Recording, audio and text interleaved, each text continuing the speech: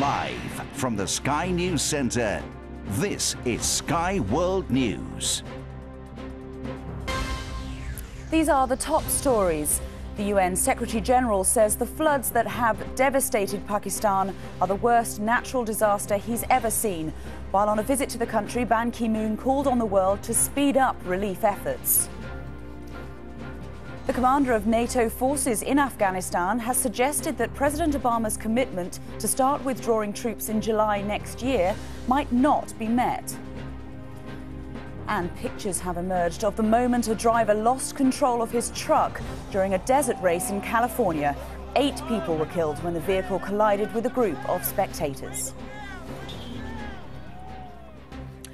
Now let's cross to Johannesburg and Summit TV. I'm Teresa Arlo from Summit TV, and here's a look at how the bourses were last trading across the African continent.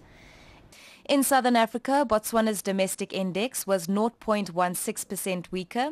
South Africa's all-share index gained 0.1%, and the LUSE in Zambia was 0.18% firmer.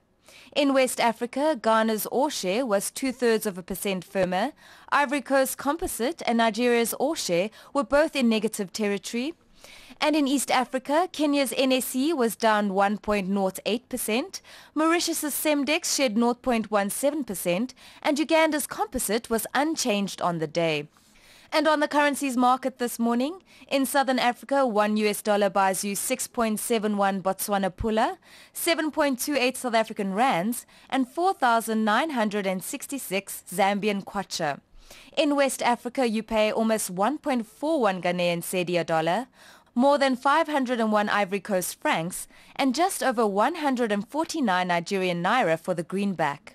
In East Africa, you'll get 76.73 Kenyan shillings for a dollar, 29.13 Mauritian rupees, and more than 2,181 Ugandan shillings for $1. This is your top business news from across Africa.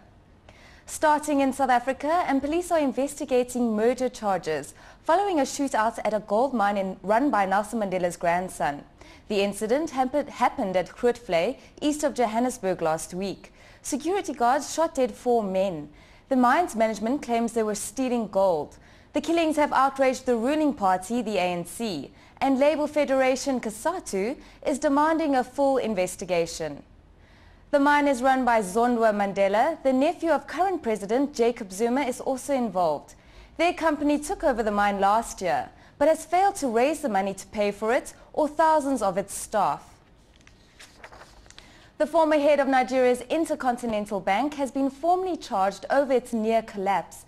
Erastus Akingbola is accused of graft and money laundering. He denies the lot and wants his job back. Akingbola was among 5 top bankers sacked last year by the central bank. That's as it fought to stave off a banking industry meltdown. In the end, the central bank had to pump in $4 billion. And trouble is looming at the world's second largest platinum producer, Implats. South Africa Miners Union, the NUM, is to consult its members this week about going on strike. Pay talks have collapsed. The union is seeking a 10% pay rise. That's more than double the rate of inflation, and a housing allowance of around $230. Implats is offering 7.5% to 8%. The workforce is divided, though, about whether to go on strike. London-listed African Diamonds has rejected a takeover offer. The company is not saying who approached it, but it says it can't recommend the offer to its shareholders. The company operates in Botswana, home to some of the world's highest quality gems. De Beers derives most of its production from the southern African country. African Diamonds' key project is the AK6 mine that could produce around 700,000 carats a year. But it's still trying to raise the money to develop the mine. And taking a look at other news in brief, Namibia's diamond production has jumped by more than 2/3 between the first and second quarters of this year. Imports of new vehicles into Nigeria have fallen by more than 40% in the first 7 months of the year. Analysts blame weak consumer spending. And mobile group Bharti Airtel is to spend $2.5 billion expanding its African operations. It's aiming to lift customers' numbers to 100 million from 42 million now. I'm Teresa Arlo, and that's the African Business News Roundup from Johannesburg.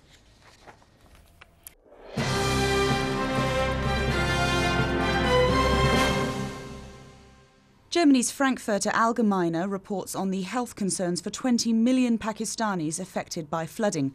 Japan's Asahi Shimbun reports on the national ceremony commemorating 65 years since the end of the Second World War.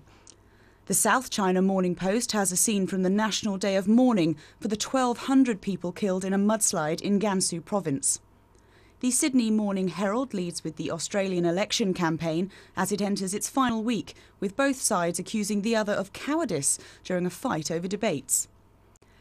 Kenya's Daily Nation shows the Nairobi City Council annual general meeting, which ended in disarray after fighting broke out between rival councillors.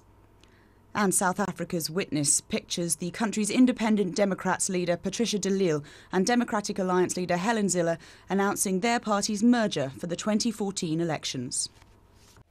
This is Sky World News. Coming up in the showbiz. Lost and Found, how fans of the popular TV series can get their hands on some of the props.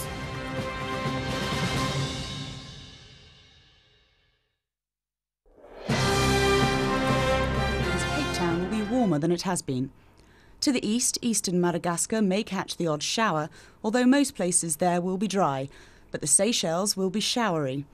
Equatorial regions, meanwhile, will see widespread showers once again, but the Central Democratic Republic of Congo will stay mainly dry. Somalia will be mainly dry too, although there'll be some showers around the Gulf of Aden coast.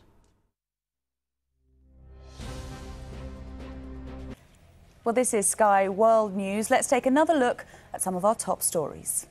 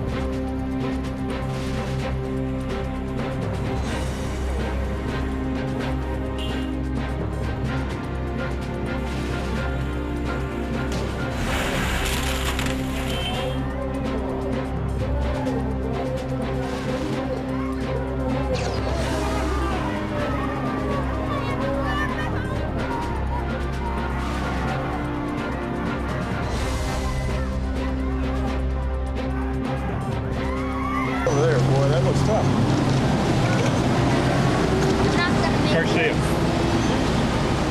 All right. Oh, nice. That'll work in the. Oh.